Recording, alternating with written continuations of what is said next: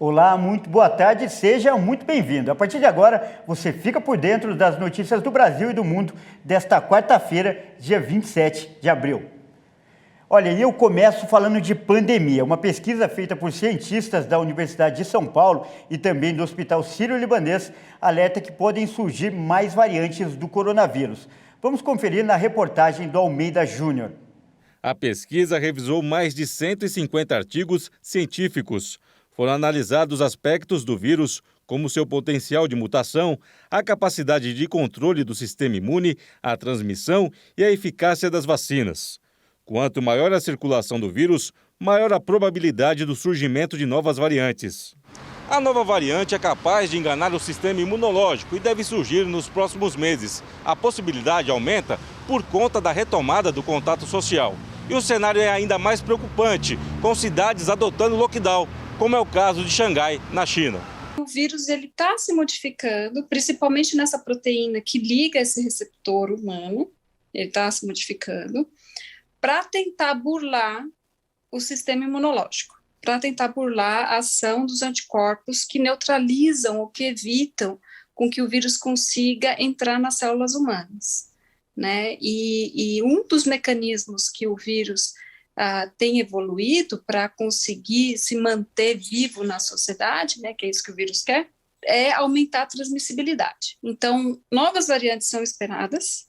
Provavelmente, essa nova variante vai ser mais transmissível. Agora, se ela vai ser mais letal, como que vai ser a patologia dessa nova variante, é uma incógnita, nós não sabemos, é difícil você prever. O estudo também afirma que as mutações que podem ocorrer ajudam a explicar que a ideia de que o vírus se torne menos letal conforme evolui não é uma regra. No início da pandemia, as transmissões começavam um dia antes dos primeiros sintomas. Com a variante Delta, o período aumentou para 3 dias de transmissão assintomáticas e 74% dos contágios da variante ocorreram nesse tempo. E por isso as medidas de segurança contra o vírus não devem ser relaxadas. Foi precoce, é precoce você fazer um relaxamento nesse momento. Nós temos números muito bons de número baixo de pessoas contaminadas, número de óbitos baixos, em relação ao pico da pandemia, não que eles sejam baixos, porque a gente faz uma comparação com o pico da pandemia, né? Sim. Nós gostaríamos que não tivesse nenhum caso, nenhum óbito. Então, a gente está num momento confortável, né? Mas não no momento de você dizer que a pandemia acabou e fazer um relaxamento total das medidas de segurança. Nós temos que ter o nosso novo normal, que seria você tomar cuidado, para que não permita que o vírus fique circulando, diminua a circulação do vírus, até porque manter o vírus circulando, você aumenta a chance de surgir uma variante de preocupação. Nós não temos atualmente um antiviral eficaz. A vacina que nós temos atualmente, ela é uma vacina que não bloqueia a contaminação e a transmissão, então a gente ainda está muito longe do ideal. E ainda falando de coronavírus, 58% dos norte-americanos foram infectados pela Covid-19 até o mês de fevereiro. Essa porcentagem equivale a mais de 190 milhões de pessoas. Com o estudo publicado nesta terça-feira, a porcentagem equivale a mais de 190 milhões de pessoas. O número é bem maior do que os 80 milhões de casos oficialmente registrados, com a maior parte das infecções não diagnosticadas, assintomáticas ou não reportadas. Cerca de 75% das pessoas com menos de 18 anos foram infectadas, segundo um relatório baseado em um estudo representativo de abrangência nacional sobre o nível de anticorpos.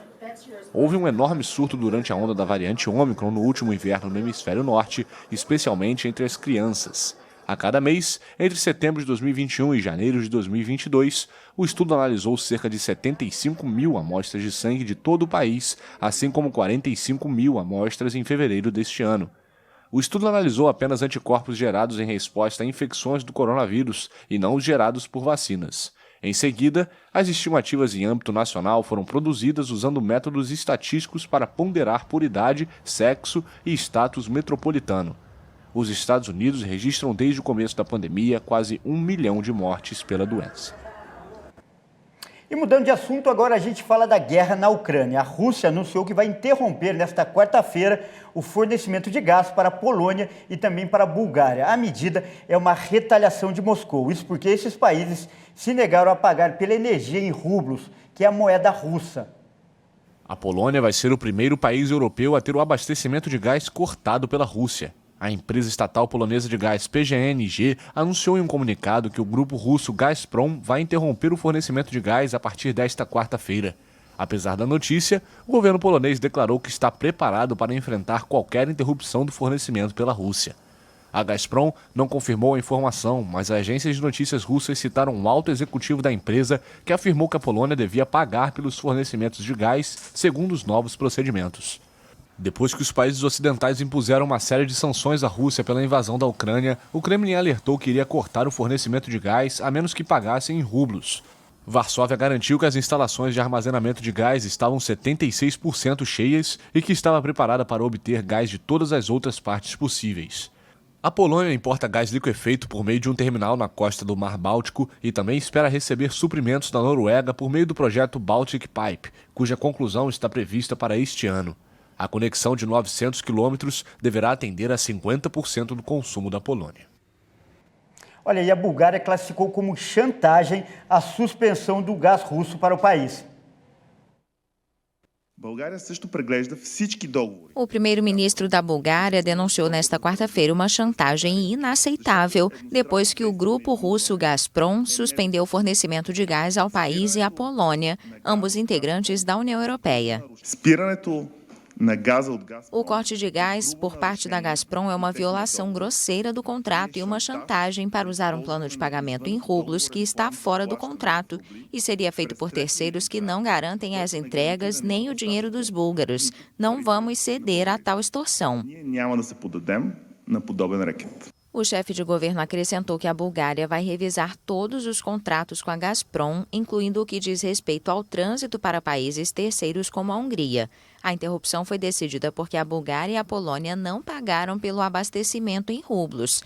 A exigência foi feita pela Rússia em resposta às sanções ocidentais impostas contra o país após a invasão à Ucrânia.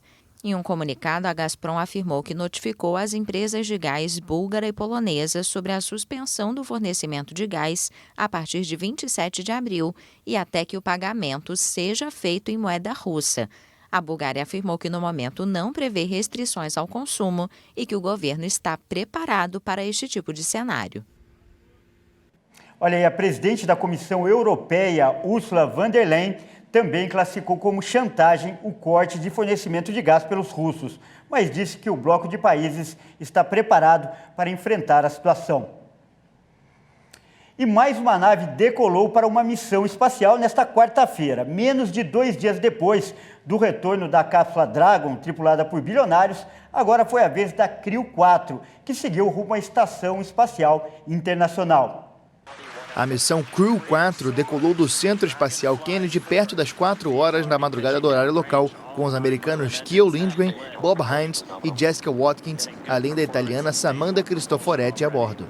O rápido tempo de resposta da SpaceX, pouco menos de 40 horas entre a recuperação de uma tripulação e o envio de outra, é sinal de um cronograma de voos espaciais tripulados cada vez mais saturado desde que a empresa se tornou o principal táxi de astronautas da NASA em 2020.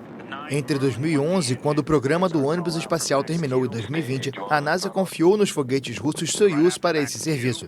A tripulação vai se juntar ao quarteto da equipe Crew 3, que está chegando ao fim na rotação de 5 meses na ISS.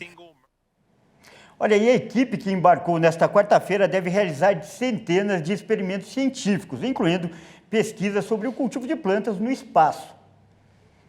Bom, e essa edição fica por aqui, mas às 16 horas eu volto com mais notícias para você. Obrigado pela sua companhia e até mais.